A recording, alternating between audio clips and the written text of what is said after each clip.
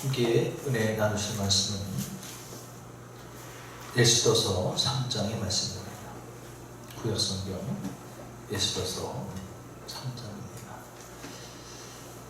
751쪽입니다.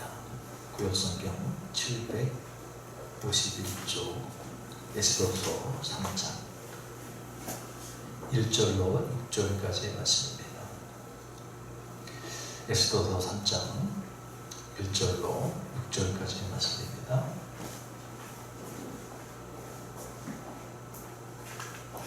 다 찾으신 일로 알고 교독하시겠습니다. 그 후에 아하수에로 왕이 아각 사람 함므다다의 아들 하만의 주의를 높이 올려 함께 있는 모든 대신 위에 두니 대궐 문에 있는 왕의 모든 신하들이 다 왕의 명령대로 하만에게 들어가라되 모든 굴지도 아니하고 절하지도 아니하니 대궐문에 있는 왕의 신하들이 모르드게에게 이르되 너는 어찌하여 왕의 명령을 거역하느냐 하고 날마다 권하되 모르드게가 듣지 아니하고 자기는 유다의 눈을 벌렸더니 그들이 모르드게의 일이 어찌 되나 보고자 하여 하만에게 들어야하더라. 하만이 모르드게가 무릎을 꿇지도 아니하고 절하지도 아니함을 보고 매우 노하더니 그들이 모르드게의 민족을 하만에게 알림으로 하만이 모르드게만 죽은 것이 부족하다고 생각하고 나의 소유에 온 나라에 있는 유다에 있고 모르드게의 민족을 다 멸하고자 하더라. 아멘. 할렐루야. 오늘은 영적 자존감을 갖는 신앙이라는 주제로 함께 은혜 나누시기를 원합니다. 자, 자존감이라는 말이 있고 자존심이라는 말이 있습니다. 얼핏 들으면 비슷한 것 같아요. 사실 비슷하긴 합니다. 그러나 의미적으로 보면 상당히 많이 차이가 있습니다. 대부분의 사람들은 자존심을 다 가지고 있죠. 드러내지 않고 사는 사람들이 많이 있습니다만 자존심이 없는 것은 아닐 것입니다. 그런데 사람이 사는 것이 만나는 다툼, 갈등, 분열 이것이 그 자존심 때문에 벌어지는 경우가 상당히 많아요. 뉴스를 보면 정말 끔찍한 그런 사건들의 원인이 자존심 때문에 벌어지는 경우가 많아요. 저 사람이 내 자존심을 건드렸다, 저 사람이 나를 무시했다. 그것이 발단이 돼가지고 아주 끔찍한 사건까지 확대가 되는 그런 사례들을 많이 보게 됩니다. 그런데 안타까운 것은 그런 일들이 세상 가운데에만 있는 것이 아니라는 거예요. 하나님의 백성들, 하나님을 믿는 자녀들이 모여있는 교회 내에도 그런 자존심 싸움이 있어요. 제가 전도사 때부터 시작을 해서 목회를 한 25년째 하고 있는데 많은 사람들을 만나요. 많은 사건들을 만나요. 제가 전도사 시절에는 큰 교회에 있었거든요. 1000명 가까이 모이는. 그러니까 다양한 사람들이 있었겠죠. 거기서는 꽤 오래 있었어요. 목회도 10년 했습니다. 또 부목으로도 3년 있었고 지금 소속 목사로도 한 3년째, 4년째 지금 있습니다. 그런데 25년 동안을 쭉 보면서 교회 안에 자존심 때문에 파당이 지어져요. 자존심 때문에 성도들끼리, 집사끼리, 권사끼리, 또 장로와 권사끼리, 장로와 목사하고도 다투고 싸우고 그 원인은 다 네가 뭔데 내 말을 무시해? 자존심이에요. 그런데 이 자존심의 기본 바탕은 뭐예요? 영적으로 봤을 때 교만이거든요. 네가 뭔데 그 속에는 뭐가 깔려있는 거예요? 내가 누군데? 내가 깔려있는 거예요. 내가 앞에 있는 거예요. 네가 뭔데? 내가 누군데? 네가 나를 무시해? 이거잖아요. 자, 그런데 그것은 교만이라는 거예요. 왜냐하면 하나님의 관점에서 봤을 때 하나님이 없는 거예요. 하나님이 그 안에 있다면 내가 누군데가 나올 수가 없죠. 그리고 그 하나님은 교만을 가장 싫어하시죠. 가장 싫어하는 것이 우상숭배인데, 교만과 우상숭배는 동격이에요. 이퀄입니다. 왜냐하면 우상숭배의 본질적인 의미가 뭐라고 말씀드렸었습니까? 기억나시나요? 우상숭배의 본질적인 의미, 그냥 우상숭배 그러면 어떤 유형의 대상, 뭐 부처라든지 어떤 만들어진 유형의 대상에 가서 경배하고 머리 속에 섬기는 거, 경배하는 거, 이게 우상숭배입니다만은 더 그 본질적, 그 내면에 들어가 보면, 그렇게 하는 행위 내면에 들어가 보면 우선순위와 가치를 하나님이 아닌 다른 대상에게 먼저 두는 거예요. 이게 우상숭배거든요. 근데 자존심을 세우는 거, 결국 내가 누군데 하는 나를 앞세우는 건 뭐냐면 하나님보다 내가 앞에 있는 거예요. 하나님의 말씀보다 누가 앞에 있어요? 내가 앞에 있는 거예요. 우선순위와 가치를 하나님의 말씀보다는 어디 두는 거예요? 나에게 두는 거예요. 그러니까 본질적으로 보면 교만은, 자존심을 앞세운다는 것은 그 우상숭배예요. 하나님보다 나를 앞세우기 때문에 하나님이 싫어하시는 거거든요. 그 소리는 자존심보다는 뭐를 가져야 된다고요? 영적인 자존감을 갖는 거예요. 자존심을 사전에서 찾아보니까 내 품위와 가치를 스스로 지키려고 하는 마음이다, 이렇게 나와 있어요. 내 품위와 가치를 스스로 지키려고 하는 마음. 근데 내 품위와 나라고 하는, 또 지키려고 하는 건 좋겠죠. 그러나 우리가 그것을 잘 관리하지 못하면 그것이 부정적인 결과로 나오는 경우가 상당히 많거든요. 내가 주인공이기 때문에. 그러나 영적인 자존감을 갖는다는 것은 뭐냐? 자존감이라는 건 뭐냐면 자아를 존중하는 마음이거든요. 자기 자신을 사랑하는 거예요. 또 존중하는 겁니다. 그런데 영적 자존감이라는 건 뭐냐면 하나님의 관계 속에서 나를 높여놓는 거예요. 다시 말씀드리면 아이덴티티, 나는 누구인가, 나에 대한 해석에 있어서 나는 하나님의 자녀야, 나는 하나님의 백성이야, 나는 예수님께서 십자가에서 피 흘려서 목숨 버리시고 사신 그런 존귀한 가치 있는 사람이야. 예수님의 생명값이야. 그래서 내가 하나님의 자녀이고 하나님의 백성이고 예수님의 피값으로 사신 그런 존귀한 사람이기 때문에 나를 존중하는 것, 이게 영적 자존감이에요. 그래서 그런 자존감이 있는 사람, 영적 자존감이 있는 사람은요, 내가 앞에 나가설 수가 없죠. 왜냐하면 내 정체성, 내가 존재하는 것이 누구 때문에? 하나님의 은혜 때문에 있기 때문에 하나님보다 나를 앞세울 수가 없는 거예요. 그리고 삶 자체도 틀리는 거죠. 내가 누군데, 네가 뭔데 나를, 이게 아니고 하나님의 은혜로 내가 존재하기 때문에 항상 말과 생각과 행동을 삼가하게 되죠.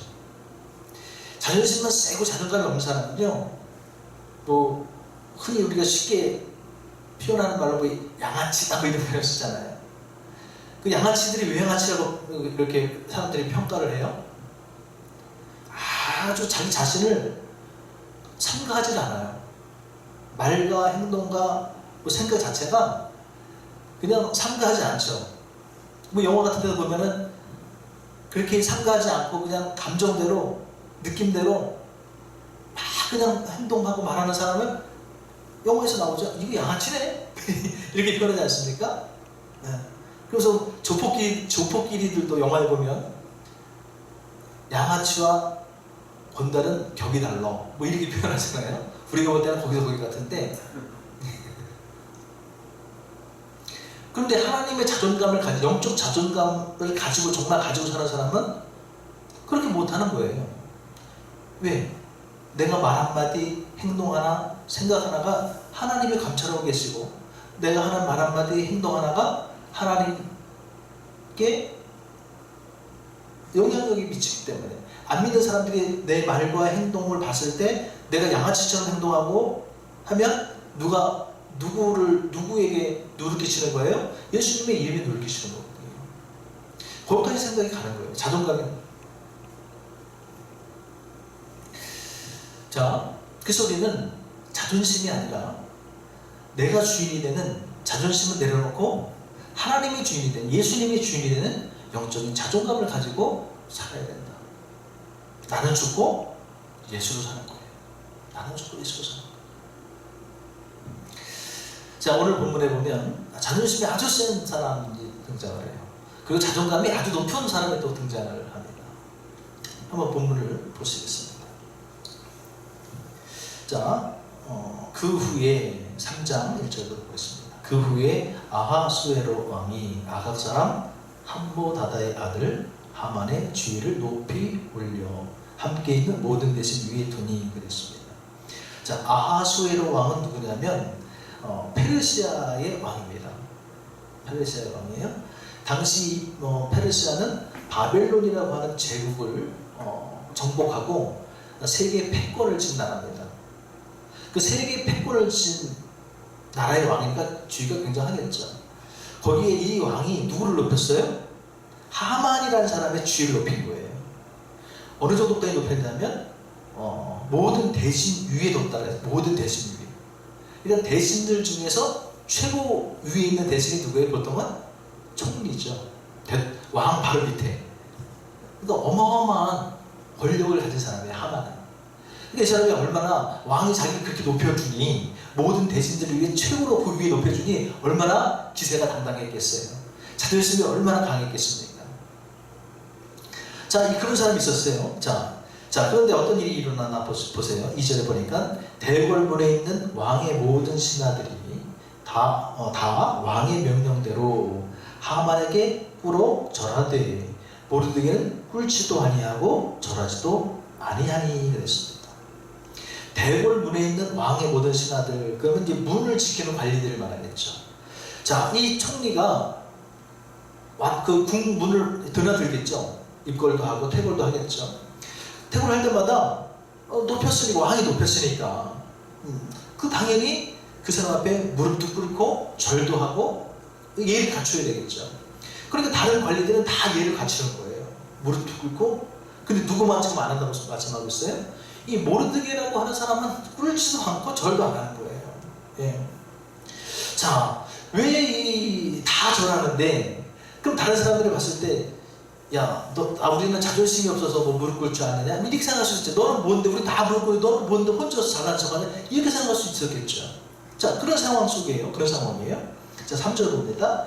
대궐문에 있는 왕의 신하들이 모르드게에게 이르되 너는 어찌하여 왕의 명령을 거역하느냐? 제가 조금 전에 말씀드린 대로 너는 뭔데 넌 무릎 아프냐? 뭐 이런 식이겠죠. 너는 왜 왕의 명령을 거역하느냐? 4절. 그렇게 날마다 권한 거예요. 날마다 권하되 모르드게가 듣지 아니하고 자기는 유다인임을 알렸더니 그들이 모르드게의 일이 어찌되나 보고자 하여 하만에게 전하였더라. 자, 날마다 권하는 거야. 야, 너도 좀 꿇어야 되는 거 아니냐? 야, 우리는 자존심을 얻어서 꿇는 거야? 너도 대단해? 뭐 계속 얘기하는데 모르드게가 좀 들었다 안 들었다? 그 말을 무시하는 거예요. 그러니까 그렇게 권하는 동료들 아닌 이 사람들도 자기 기분 나쁘겠죠. 그러니까 어떻게 했어요? 하만에게 가서 일러 바친 거예요.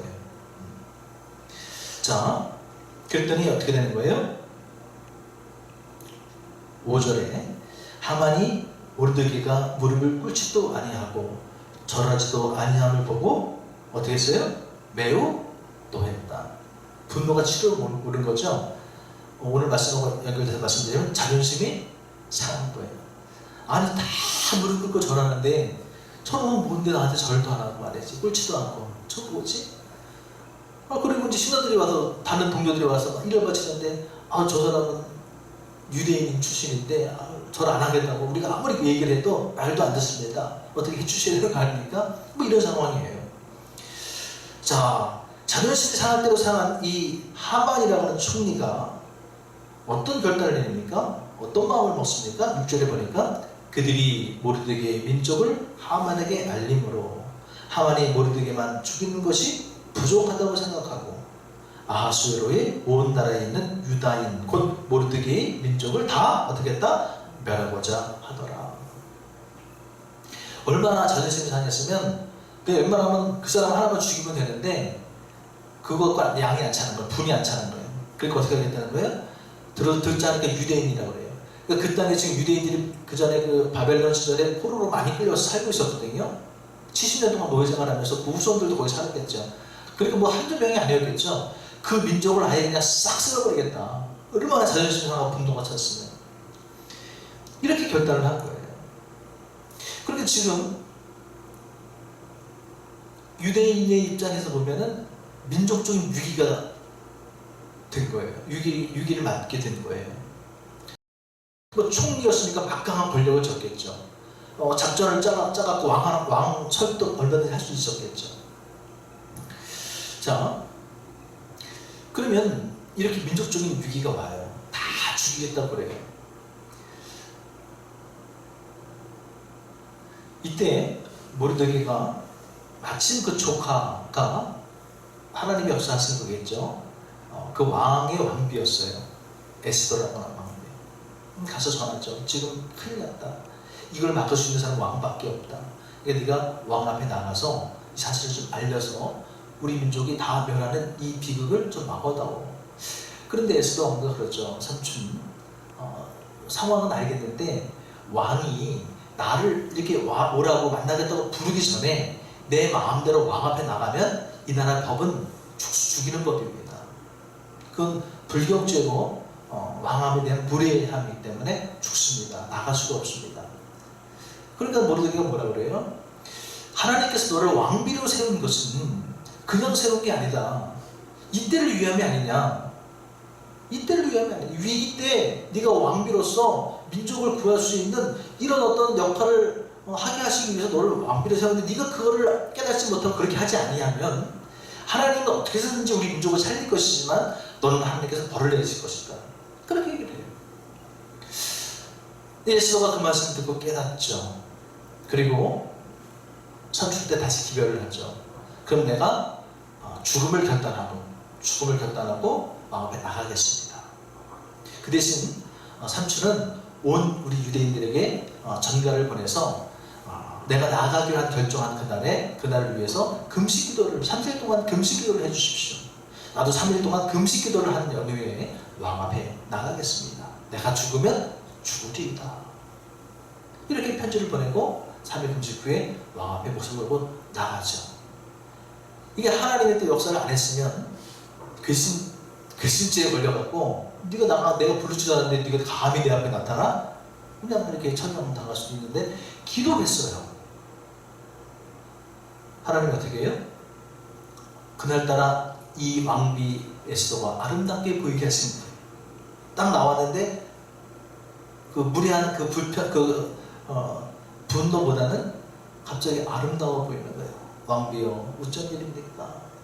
내 앞에 다 나오고 이래가지고 이렇게 해서 잘 돼가지고 하나님이 어떻게 만드냐면 이 하만이 이 유다민족을 다 모르드게가 유다민족을 다 죽이려고 작전을 다 짜놨어요. 그리고 높은 장대를 만들어서 이 하만을 거기다 매서 죽이려고 했어요. 근데 하나님이 역전시키셔갖고 그 모르드게를 달려고 만들었던 그 장대 위에 누가 달려요? 하만이 달려요. 그리고 다 누가 죽어요? 그 하만의 가족들이 다 죽어요. 그리고 그 작전을 수행했던 하만의 추종자들이 다 죽어요. 그리고 유다인들은 다 살아요. 할렐루야? 이것이 하나님의 기적이에요. 근데 그 일이 어떻게 가능했느냐? 이 모르드게라는 사람은요, 하나님을 앞에 두고 살았던 사람이에요. 다시 말해서 영적 자존감이 높았던 사람이에요. 이 모르드게는 자존심이 높아서 다 감정에서 다 죽이려고 했지만 이 모르드게는 하나님이 우선이기 때문에 하나님의 법에 의하면 나 외에 다른 대상에게 절하거나 무릎 꿇지 않는 게 하나님의 법이거든요. 그러니까는 그 권력 앞에 무릎 꿇지 않는 거예요. 믿음 때문에, 하나님을 믿는 그 믿음 때문에 타협하지 않는 거예요. 죽을 수 있다는 걸 알아요. 그러나 이 사람은 하나님이 항상 앞에 있는 사람이기 때문에 무릎 꿇지 않는 거예요. 하나님을 높인 거예요. 누가 책임져줘요? 하나님이 책임져주죠. 성경에 이런 이야기는 너무나도 많습니다. 다른 얘기를 한번 들어볼까요? 다니엘 같은 경우에 시간이 많이 가니까 창략하고 다윗과 사울왕을 봅시다. 다윗과 사울왕. 여기서 사울왕은 자존심이 센 사람이었어요. 다윗은 뭐가 높았을까요? 영적 자존감이 높았어요. 그들의 삶을 보면 알아요. 자, 사울 왕 때에 블레셋 나라가 자꾸 침략에 들어왔죠.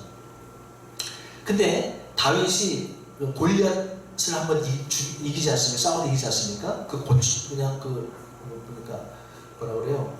고척장수라고 그래요? 구척장수라고 그러죠? 그 거인을 앞에 나와서 40일 동안 하나님을 모욕하는데도 이스라엘 군인 중에서는 한 사람도 나가서 싸울 용기를 가진 사람이 없는 거예요. 근데 소년 다윗이 형들 도시를 가도 전쟁터에 왔다가 보니까는 하나님을 모욕하고 있거든요. 근데 이쪽에서는 아무도 꼼짝 못하고 있거든. 그러니까 이 자존감이 높은 하나님의 사람 소년이 내가 대신 나가겠습니다. 가서 싸우더니 이기잖아요. 그러니까 그 용맹성을 보고 다윗이 사울왕의 군대 장관이 되잖아요. 그 이후로 전쟁이 있을 때마다 다윗이 전쟁에서 이기고 오는 거 아닙니까? 자, 전쟁터에서 이기고 왔어요. 그랬더니 사람들이, 여인들이 뭐라고 그래요? 다윗이 죽인 사람은 만만이요, 사울이 죽인 사람은 천천히요, 이렇게 노래를 하고 다니거든요. 그걸 들었어요. 그 기분 자존심이 확 상한 거예요. 아니, 다윗이 죽인 사람은 만만인데 내가 죽인 사람은 천천히야? 그러면 나보다 다윗이 더 능력 있다는 얘기하냐? 아니, 저 내 밑에 있는 부하 장수가 자존심이 상한 거예요. 그때부터 어떻게 해요? 다윗을 죽이려고 쫓아다니는 거예요. 계속 죽이는 10년 동안 군사가 풀어가지고. 하나님이 없는 거예요. 하나님이 함께 하셔서 소년 다윗이 골리앗을 이긴 것을 알면서도, 하나님이 함께하는 사람이라는 것을 알면서도 하나님의 왕거예요. 자존심이 상하니까. 그러니까 하나님의 사람을 죽이려고 그러는 계속. 근데 자존감이 높았던 다윗은 어떻게 하는 거예요? 다윗을 죽이면 자기는 해방이에요. 제가 자주 드리는 말씀입니다만은, 누군가 한 사람이라도 나를 죽이게 되고 쫓아다니는 사람이 있으면 내가 하루 한순간에도 편히 살 수 있을까요? 어디 가서 편히 뭘 먹을 수 있을까요? 밤에 잠을 편히 잘 수 있을까요?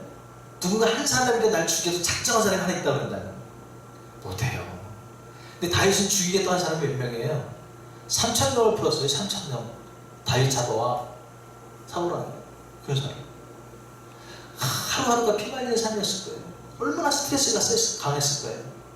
그런데 다윗 사울왕을 죽일 수 있는 기회가 2번씩 나오는 거예요. 네, 동굴에 숨어 있었는데 사울왕이 숲이 마렵다고 거길 들어왔어요. 깜깜하죠, 동굴이. 혼자 들어왔어요. 근데 다윗은 칼을 차고 있었어요. 깜깜해요. 사울왕은 다윗이 거기 숨어 있는 걸 전혀 몰라요.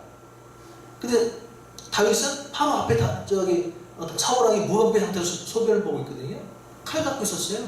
뒤에서 그냥 꺾어봤는데 쟤는 죽는 거예요. 근데 안 죽여요. 또 한 번은 야영을 해요. 진지를 치고서 자고 있어요. 천막 안에서. 거기 들어갔어요. 자고 있는 거? 죽일 수 있어요. 얼마든지 자고 있는데 안 죽여요. 그러니까 다윗을 따랐던 추종자 중에 한 사람이 왜 안 죽입니까? 그냥 죽이면 그때부터 우리 편하게 사는데. 왜냐하면 다윗을 추종하는 사람들이 600명 있었거든요. 그 사람들도 스트레스잖아요. 다윗이 잡혀서 죽으면 다윗을 따라다녔던 이 사람들도 온전할까요? 같이 죽는 있죠. 사울왕이 그래 놔뒀겠어요? 다윗을 추종하고 따라다녔던 사람들인데. 그냥 죽이십시오. 근데 안 죽여요. 그리고 뭐라고 얘기해요? 지금 사울왕이 나를 죽이려고 저를 쫓아다니지만 그래도 왕으로 세울 때는 하나님께서 기름 부어 세우신 왕이라는 거예요. 하나님이 세우신 왕이라는 거예요. 저렇게 연약한 모습으로 저러고 있지만 지금은 하나님이 세우신 왕이라는 거예요. 맞아요. 하나님께서 사무엘 선지를 통해서 기름 부어 세우신 왕은 맞아요. 그러니까 다윗은 지금 어디 우선순위를 두는 거예요? 자기의 상한 감정, 여기 우선순위를 두는 거예요? 아니죠. 하나님께 우선순위를 두는 거예요. 하나님이 세우신 사람을 내가 마음대로 죽일 수 없다. 하나님 보시기에 이 사울왕이 득죄하고 있고 범죄하고 있다면 하나님이 알아서 처리하시겠지.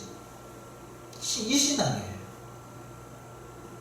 이것이 자존감이 높은 사람의 태도예요. 다윗의 모습이에요. 그리고 사울왕은 자존감보다는 자존심이 높은, 감정의 상에서 감정 따라 행하는, 하나님은 온데간데 없다는 것. 말씀을 마무리를 하겠습니다. 자존심 속에는 뭐가 있다 그랬어요?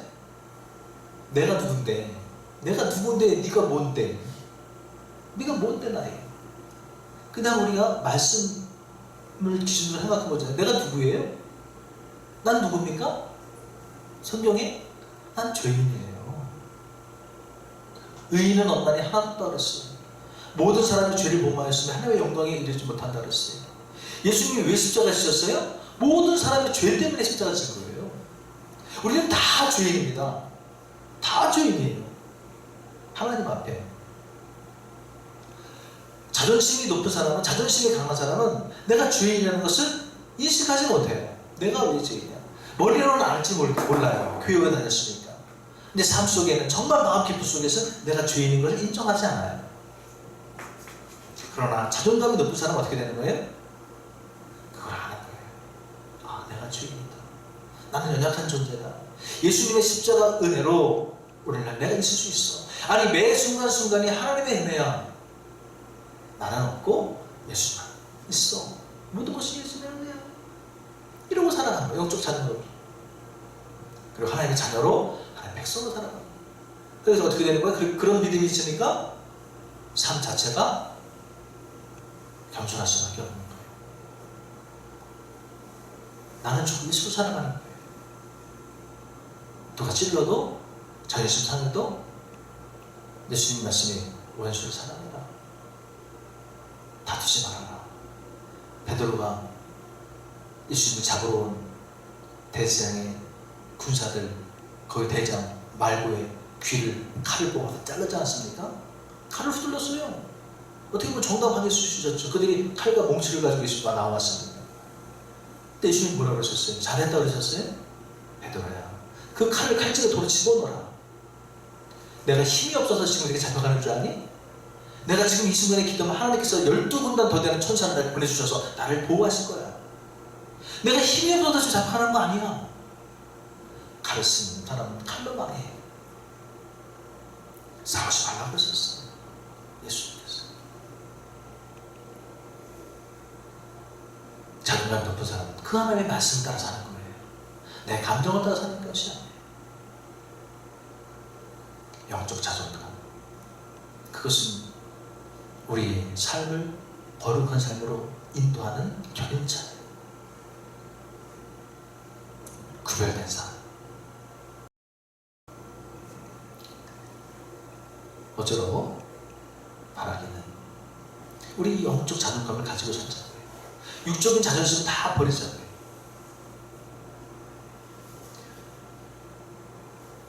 저도 할 말이 hom상입니다만 사실은 우리가 말씀을 두고 같이 노력하자는 거예요.